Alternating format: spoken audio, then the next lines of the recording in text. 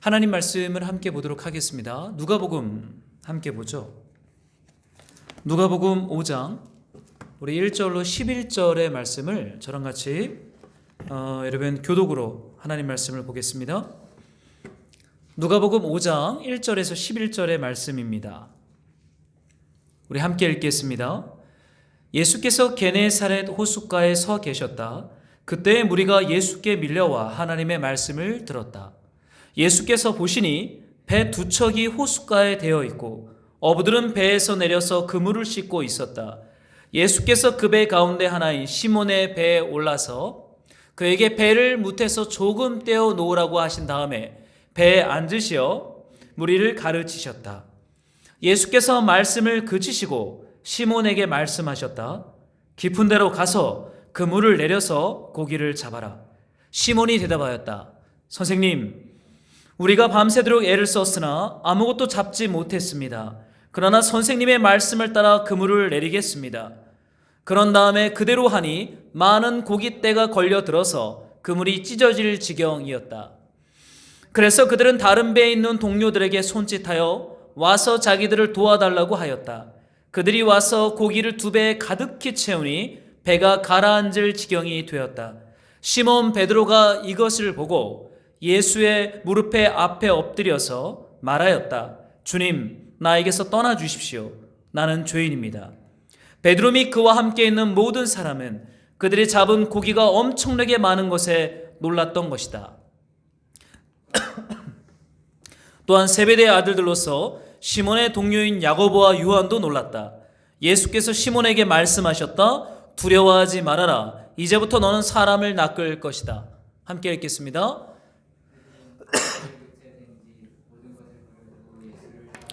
아멘.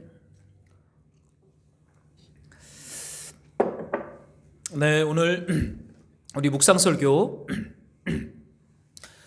깊은 곳으로 나아가십시오라는 제목으로 하나님 말씀을 함께 나누고자 합니다. 네, 여러분 한 주간 잘 지내셨습니까? 또 비대면으로 예배하는 우리 교회 공동체 식구들 영상으로 안부를 전하고 또 주님의 평화를 빕니다. 우리 오늘은 이 묵상설교 깊은 곳으로 나아가라는 예수님의 말씀을 붙잡고 함께 생명의 은혜의 말씀을 나누고자 합니다. 여러분 요즘 우리가 누가복음을 묵상하고 있어요. 그런데 여러분 성경에는 4개의 복음서가 있습니다. 마태, 마가, 누가, 그리고 요한복음이에요. 각 권이 예수님이 행하셨던 일들과 예수님께서 가르치셨던 진리의 말씀들을 각자의 어떠한 독특한 관점과 성령이 주시는 감동으로 4명의 저자가 이 복음서를 기록해 놓았어요. 그런데 여러분 이 누가는요, 다른 저자들과 달리 누가복음과 사도행전 이 두 권의 책을 기록한 제자입니다. 특별히 이 누가는 역사에 관심이 많았죠. 그래서 신학자들은 이 누가가 신약교의 역사학자다라고 말할 정도로 예수님의 일대기와 초대교회의 역사를 사도행전에 아주 구체적으로 아주 이렇게 우리가 보면서 가슴 뛰게끔 역사적인 방법들을 사용해서 누가복음과 사도행전을 기록하고 있습니다. 그래서 여러분 이 누가복음을 읽다 보면 굉장히 조금 현실적인 이야기들이 많이 나와요. 우리 예수님 어린 시절의 이야기가 누가복음에만 나오죠. 여러분 우리는 묵상을 했어요. 성전에서 절기를 마치고 집으로 돌아가는 길에 소년 예수를 그 부모가 잊어버리잖아요. 그게 누가복음에 기록되어 있어요. 그 당황한 엄마 아빠의 표정과 감정을 우리는 성경을 읽으면서 발견합니다. 우리 소년 예수가 성전에서 율법학자들과 함께 말씀을 주거니 받으면서 하나님의 말씀을 배우고 가르치는 장면이 기록되어 있습니다. 굉장히 예수님의 일대기를 태어나기 전부터 엄마의 뱃속에 있을 때부터 죽으시고 부활하고 승천하기 전까지 이야기들을 아주 리얼하게 현실적으로 객관적으로 기록한 책이 누가복음이에요. 여러분 우리 묵상을 하면서 발견했지만 우리 주님께서 동네에서 본격적으로 공생의 사역을 하기 전에 이 요단강에서 성령으로 세례를 받으시죠. 그리고 동네에 들어가서 예수님이 메시아로서의 사역을 감당합니다. 근데 주님이 그 사역하라는 모습을 이 누가가 이런 표현으로 기록해 놓았어요. 4장에 보면 해가 질 때에 온갖 병을 앓는 사람들이 예수님을 찾아오고 예수께서 한 사람 한 사람 손을 얹어 기도하며 병자들을 고쳤다. 누가복음 4장에 나와요. 여러분 어때요? 해가 질 때, 굳이 이런 표현을 쓰지 않아도 되는데 굉장히 이 성경을 읽는 독자가 그 이야기 속으로 빨려 들어갈 만한 표현들을 누가는 아주 의도적으로 기록하고 있습니다. 지금 누가가 왜 이렇게 성경을 기록하고 있는 것입니까? 예수님이 어떠한 분인지, 예수님의 모습을 아주 이런 이야기를 통해서 구체적으로 보여주고 싶은 것이죠. 아침부터 해가 질 때까지 일하시는 우리 예수님을 누가는 기록을 통해 우리에게 보여줍니다. 아침부터 해가 질 때까지 일을 하세요. 그냥 말씀으로 사역했다, 귀신을 축사했다라고 기록하면 되는데 해가 질 때까지 한 사람 한 사람에게 손을 얹고 고쳐주셨다. 굉장히 현실적으로 기록했죠. 여러분 이건 사실 쉬운 일이 아닙니다. 한 사람 한 사람을 상담하고 손을 얹고 기도해 준다는 건, 그리고 이른 아침부터 해가 지는 저녁까지 우리 주님께서 수고하며 일을 했다. 누가는 지금 이걸 보여주고 싶어 하는 것 같아요. 일을 하는 그리스도, 일을 하는 밤이 아침부터 해가 질 때까지 수고하며 일을 하는 메시아, 하나님의 아들을 우리에게 보여줍니다. 저는 누가복음을 읽다가요, 말씀이 육신이 되어 이 땅에 오신 그 하나님의 아들이 너무나 인간의 익숙한 모습으로 일하시는 모습을 저는 발견하게 돼요. 그러면서 참 이렇게 위로를 받습니다. 여러분 예수님은요, 일부러 너무 영적인 것들로 모든 것을 해결하라고 하지 않으셨어요. 저는 이것이 위로예요. 예수님은 해가 질 때까지 노동했어요. 손으로 한 사람 한 사람을 만지면서 치료했어요. 그냥 한 번에 병자들은 다 고쳐져라 하면 끝나거든요. 그런데 왜 예수님이 그렇게 사람처럼 피곤하고 고된 노동을 하는 모습으로 병자들과 귀신 들린 자들을 하나님 나라 백성으로 회복하는 그런 모습으로 사역을 하신 것입니까? 우리 인간을 동정하는, 우리 인간을 참 인간 만들고자 예수께서 참 인간의 모습으로 사실은 의도적으로 이러한 공생애의 삶을 살았던 거죠. 여러분 히브리서에 이런 말씀이 있어요. 제가 좀 읽어드리겠습니다. 4장 15절, 우리의 대제사장은 우리의 연약함을 동정하지 못하시는 분이 아닙니다.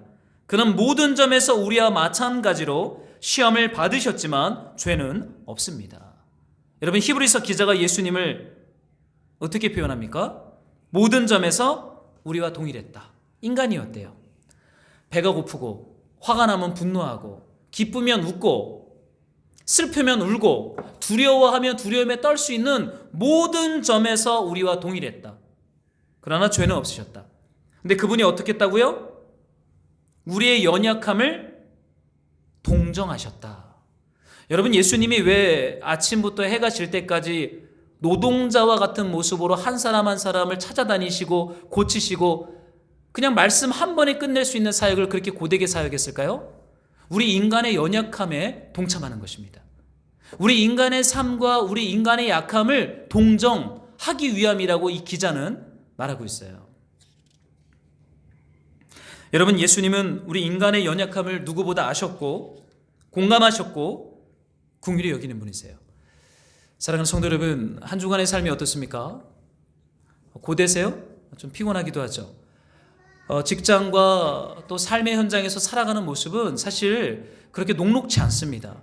사실 우리로 하여금 신음과 탄식이 나오는 삶의 그 복잡 단단한 현장에 우리는 직면할 수밖에 없어요. 근데 여러분 기억하십시오.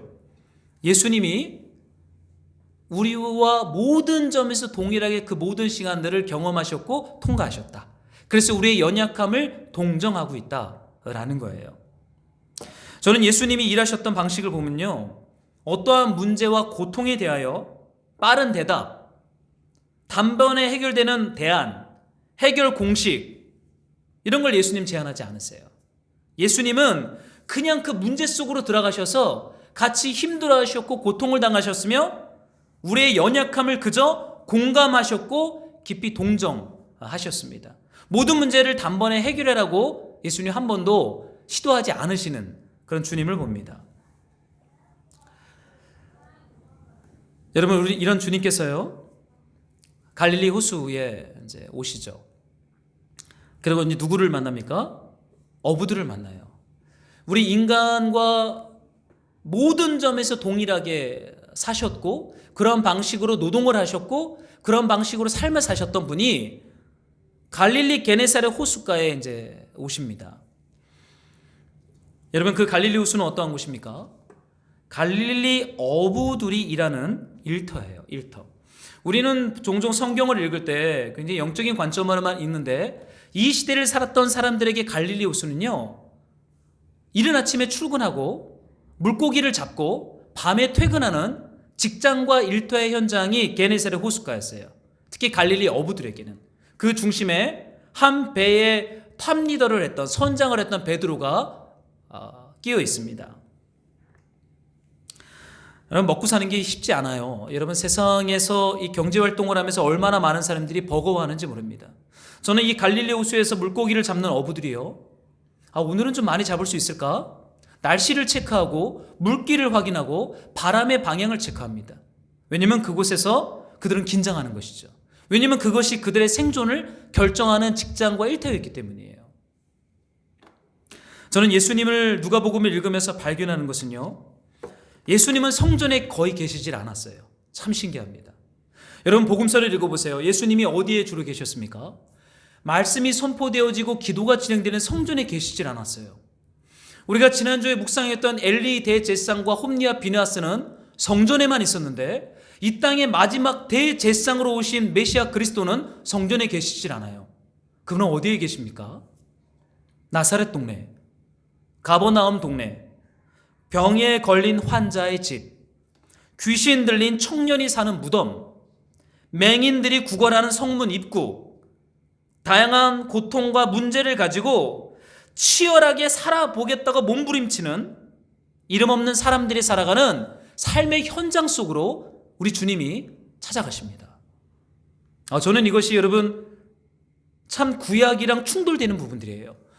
여러분, 이 이스라엘 백성들이 기다린 메시아는 성전을 회복할 메시아예요. 그러면 성전에 계셔야 돼요. 그런데 이 예수께서 오셨는데 성전에 계시질 않아요. 마치 성전에 있는 바리새인들과 사두개인들이 볼 때는 이다나 불량아처럼 보였을 거예요.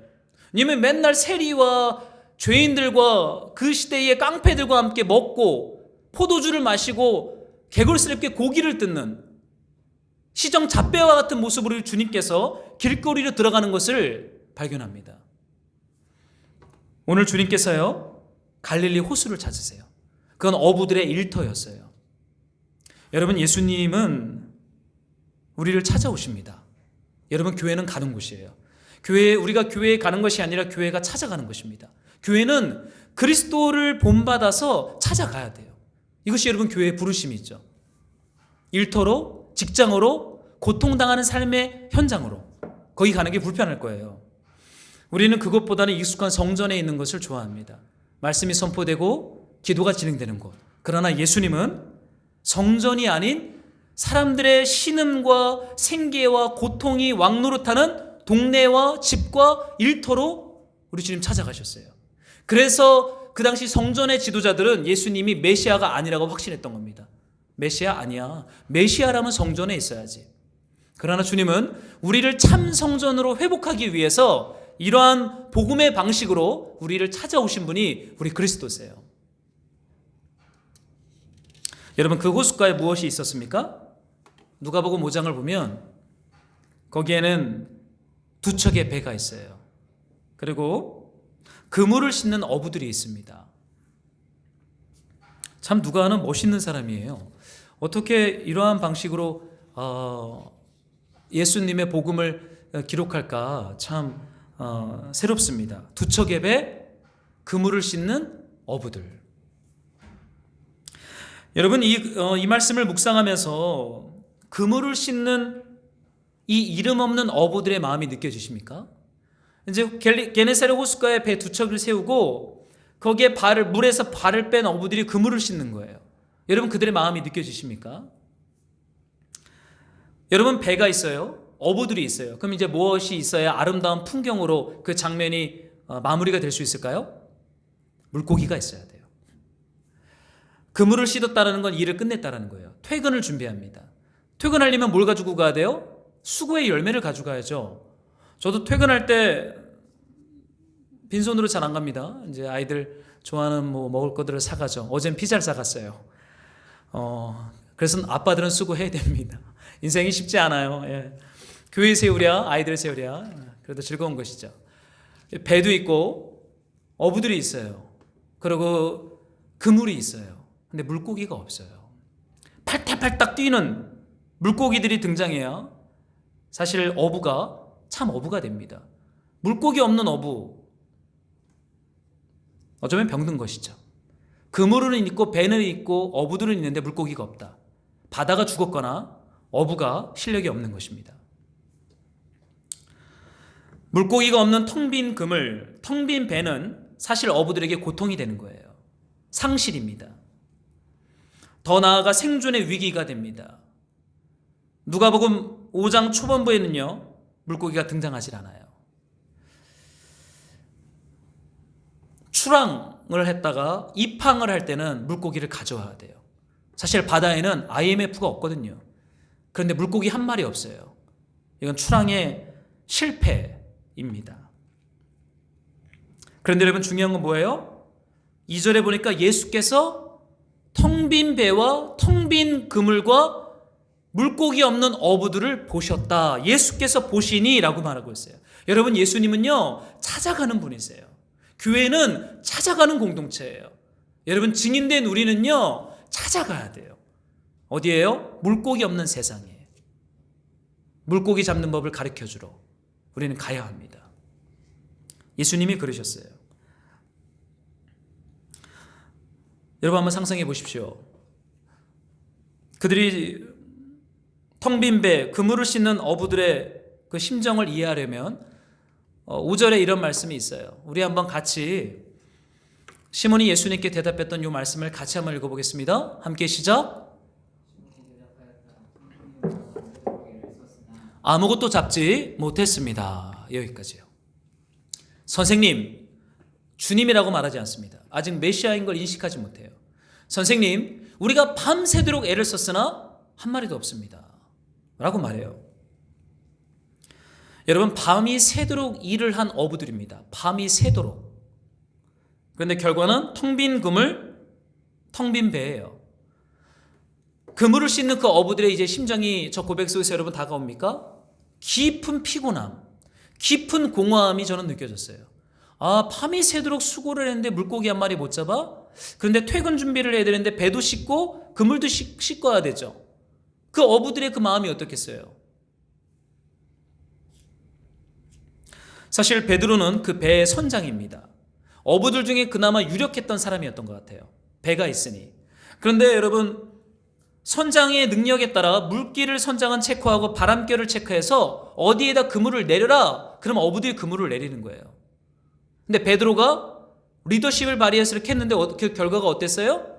물고기 한 마리도 못 잡았어요. 베드로의 리더십은 땅바닥을 칩니다. 어부들은 생존의 위기를 경험해요.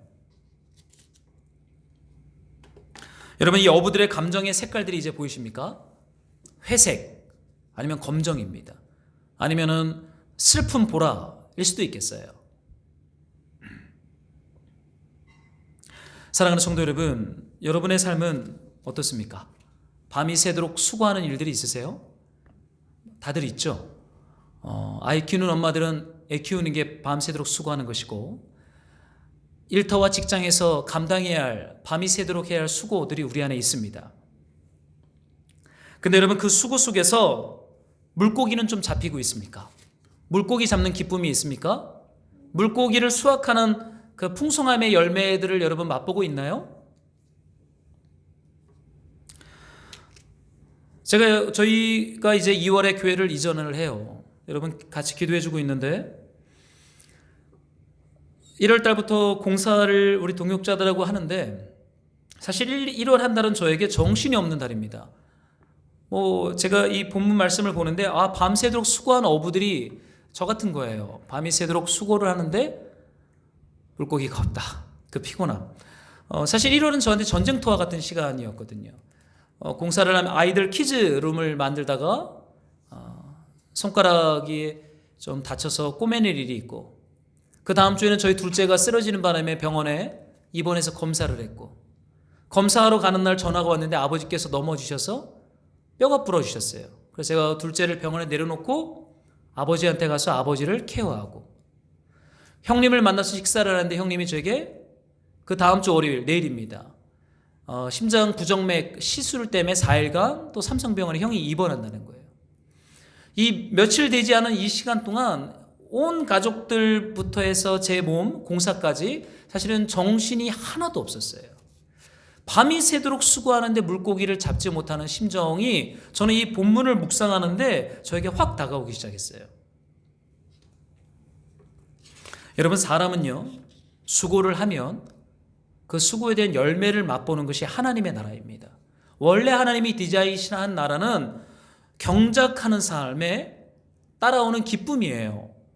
전 노동은 하나님이 만드신 태초에 우리 인간에게 주신 선물이라고 봅니다. 저는 완성될 하나님의 나라에서도 저는 노동은 지속될 거라고 봐요. 그러나 거기에는 가시덤불과 엉겅퀴가 나지 않아요. 노동하면 열매가 맺어요. 그러나 지금은 우리가 아무리 수고를 해도 열매가 나지 않고 가시덤불과 엉겅퀴에 우리가 찔려요. 밤이 새도록 수고하지만 아무것도 잡지 못했습니다.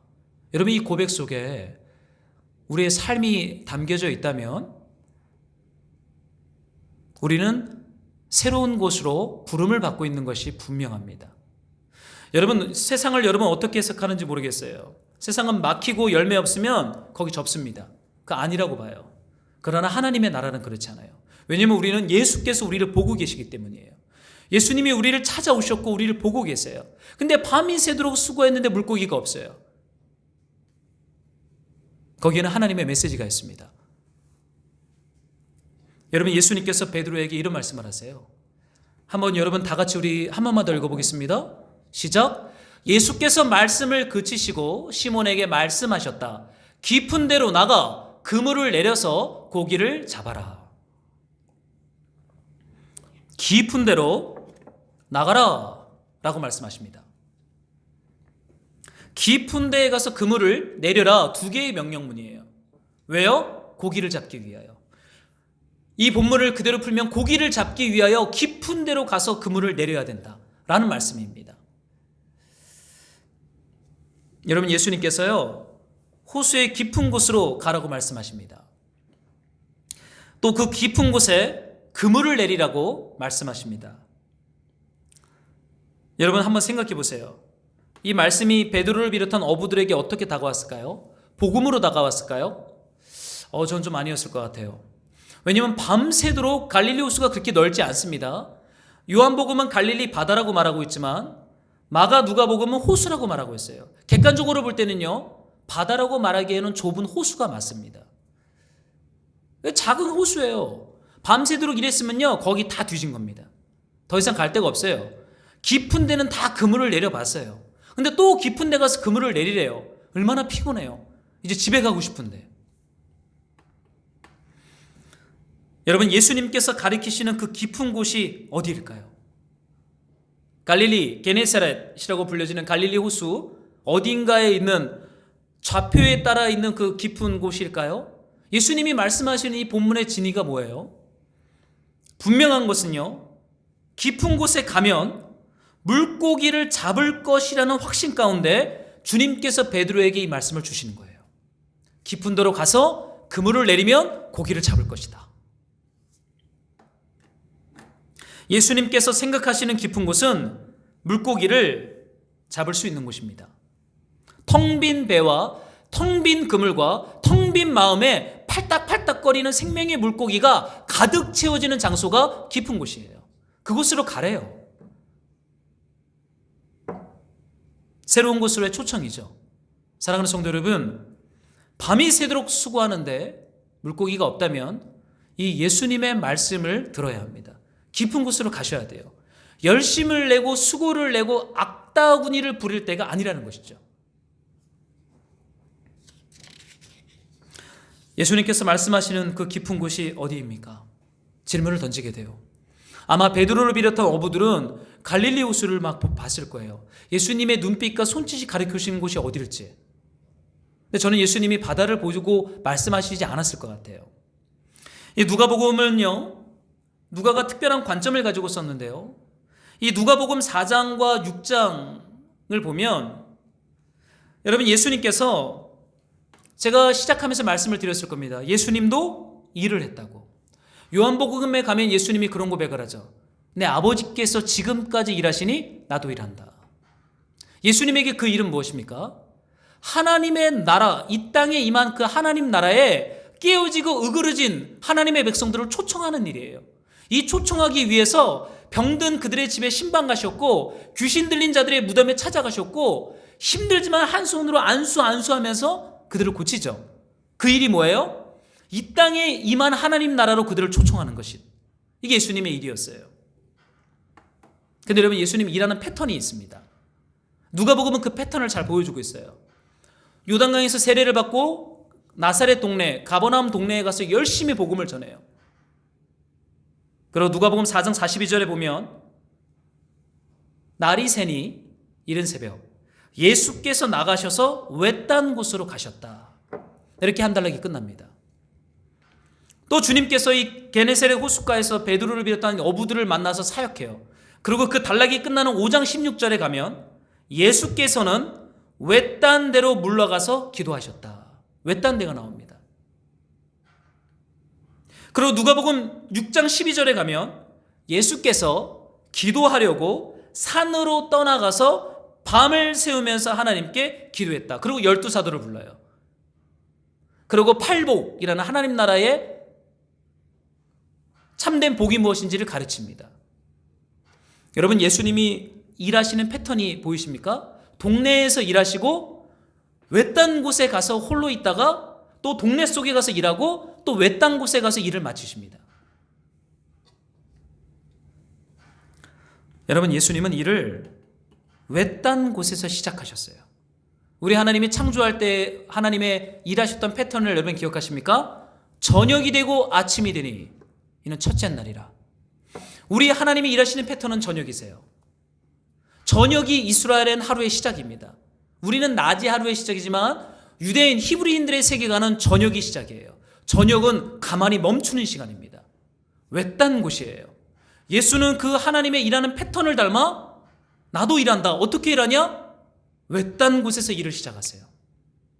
여러분 외딴 곳은 그 본문에 있는 영어 단어들을 보면 고독한 장소, 사람이 살지 않는 황폐한 장소, 이게 여러분 외딴 곳이래요. 사람들로부터 분리된 곳이라고 말합니다. 여러분 예수님 거기서 무엇을 하셨습니까? 사람들의 요구 소리가 들리지 않아요. 사람들의 기대에 부합하기 위하여 열심을 낼 필요 없어요. 홀로 있는 곳입니다. 주님께서 거기서 무엇을 하셨을까요? 누가복음 4장 5장 6절은 계속 말합니다. 기도를 하셨다. 여러분 기도가 무엇입니까? 기도는 외딴 곳에서의 기도는요, 밤이 새도록 수고한 후에 아무것도 잡지 못하는 그 피곤함, 공허함으로부터 우리 예수님을 지켜준 힘입니다. 사랑하는 성도 여러분, 저는 여러분의 삶에 이 외딴 곳이 회복되기를 원해요. 주기적으로 이 외딴 곳을 찾기를 바랍니다. 예수님이 본격적인 공생애를 시작하기 전에 요단 강 외딴 곳을 찾으셔서 세례를 받으시죠. 그때 우리 주님이 들었던 목소리를 기억하십니까? 너는 내 사랑하는 아들이요 내가 너를 좋아한다 라는 하나님의 목소리를 들어요. 외딴 곳은 이 하나님의 목소리가 들리는 곳입니다. 너는 내 사랑하는 아들, 딸이요 내가 너를 좋아한다. 우리 존재에 대한 하나님의 목소리가 들려지는 곳, 외딴 곳이죠. 여러분 예수님은 많은 일을 하라고 보냄받은 분이 아니세요. 우리는 열심과 많음이라고 하는 가치에 워낙 중독되어 있어요. 열심히 살아야 된다. 많은 것들을 성취해야 된다. 이것이 인생의 마치 성공인 것처럼 오랜 시간 우리는 그 메시지에 우린 노출되어 왔습니다. 많은 일을 하고 많은 걸 성취하는 것, 열심히 사는 것. 맞습니다. 그러나 여러분, 예수님은요, 하나님이 맡기신 일에 충성되었어요. 모든 일을 하지 않았습니다. 외딴 곳에서 주님으로부터 받은 그 일에 충성했죠. 여러분, 그 일이 무엇이었습니까? 십자가를 지는 거예요. 세상의 모든 문제를 해결하려고 하지 않으셨어요. 모든 병자들과 귀신 들린 자들을 자유케 하려고 하지 않으셨어요. 아버지로부터 받은 그 일을 맡은 바 충성된 자로 그 일을 마무리 짓는 것이 우리 예수님이 하셨던 일이었습니다. 여러분, 예수님 일하실 때 하나님으로부터 들은 그 일을 했을 뿐입니다. 여러분 기억하시나요? 예수님이 성령으로 충만하여 광야에서 40일 시험을 받죠. 금식하며 배가 너무 고프셨을 때 사탄이 시험을 하잖아요. 하나님의 아들이거든 저 돌들을 떡으로 만들어. 여러분 생각해 보세요. 우리 주님에게는 그런 권세가 있어요. 돌을 떡으로 만들었어요. 어떤 일이 일어날까요? 이스라엘 아래에 있는 가난하고 굶주린 사람들은 배부를 수 있어요. 쉽게 단번에 확실한 방법으로 모든 백성들에게 하나님의 나라를 맛보게 할 수 있는 방식이 돌을 떡으로 만드는 것입니다. 예수님 어떻게 하셨죠? 사람이 떡으로 살 것이 아니라 말씀으로 산다. 거부하세요. 쉽고 확실한 방법을 거부하세요. 왜? 예수님은 그런 일을 하나님으로부터 위임받지 않았기 때문에. 그런 방식으로 하나님의 나라를 가지고 오라고 가지고 가라는 말씀을 듣지 않았어요. 십자가라는 방식이었죠. 사탄이 예수님께 성전 꼭대기에서 제사를 짐승을 잡는 성전뜰로 뛰어내려라고 그랬어요. 그럼 천사들이 발꿈치를 잡아줄 거야. 잡아줄 수 있겠죠. 하나님의 아들이니까. 여러분 상상해 보십시오. 사람들이 제사를 드리기 위해 수많은 군중이 모여있는 그 한복판에 성전 꼭대기에서 한 사람이 떨어지는 천사가 받쳐줬어요. 어떤 일이 일어나겠습니까? 메시아야, 하나님의 아들이야, 모든 사람이 확신합니다. 그럼요, 쉽게 다 예수님 믿게 할 수 있어요. 근데 예수님 어떻게 했죠? 사탄아, 물러가라. 주 너의 하나님을 시험치 말라. 왜냐하면 그런 방식의 하나님의 나라를 일구는 하나님의 뜻이 아니었으니까요. 여러분, 예수님은요, 외딴 곳에서의 하나님과의 깊은 기도를 통해 하나님의 뜻을 알고 내가 해야 할 일과 하지 말아야 할 일에 대해서 이 주님으로부터 그것이 정확하게 정리되었던 분이세요. 열심히 사는 것, 많은 일을 성취하는 것보다 더 중요한 것은 하나님이 나에게 맡기신 그 일을 하는 거예요. 그것을 어디로부터 듣습니까? 외딴 곳. 하나님으로부터, 사람들로부터 분리되어 하나님의 목소리를 듣는 그곳에서. 사랑하는 성도 여러분, 외딴 곳에서의 기도 시간이 없으면요, 텅 빈 배, 텅 빈 그물, 그곳에는 분노와 염려, 계산하는 마음만 잡힐 뿐입니다. 생명의 물고기는 잡히지 않아요. 계산하는 마음, 분노, 염려가 잡히는 것이죠. 예수님께서 베드로에게 깊은 데로 가라, 그리고 거기에 그물을 내리라 라고 하는 부르심, 초청을 하십니다. 이건 하나님 나라로 초청이에요. 여러분, 그 깊은 데가 어디였습니까? 누가복음 4장부터 6장 안에 이 게네사렛 호숫가에서 베드로와의 이 대화가 담겨져 있어요. 시작과 끝은 외딴 곳에서 기도하시는 예수입니다.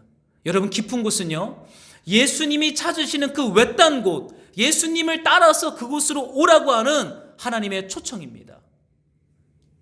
여러분, 깊은 데는 게네사렛 호숫가 어딘가에 있는 곳이 아니라 우리 예수님이 하나님을 독대함으로 찾으셨던 그 외딴 곳, 거기가 바로 깊은 하나님을 경험하는 장소인 것이죠. 여러분, 그곳으로 가십시오. 밤이 새도록 수고해도 우리 인생의 성공과 풍성한 열매를 보장되는 것은 아닌 것 같습니다. 밤이 새도록 수고해도 우리 손에 텅 빈 그물과 텅 빈 배와 분노와 염려와 깊은 피곤함만 생길 수 있어요. 여러분, 예수님이 일하는 패턴을 우리 닮아갑시다. 깊은 곳, 깊은 데로 가서, 외딴 곳에 가서 그물을 내리는 삶, 기도라고 말하고 있어요. 베드로가 어쨌든 믿음으로 갑니다. 예수님의 말씀을 따라 배를 띄우고 정리한 그물을 다시 실어서 깊은 곳으로 떠나죠. 그리고 그물을 내립니다. 어떤 일이 일어납니까? 6절인데요. 우리 한번 같이 한 목소리로 읽어보겠습니다.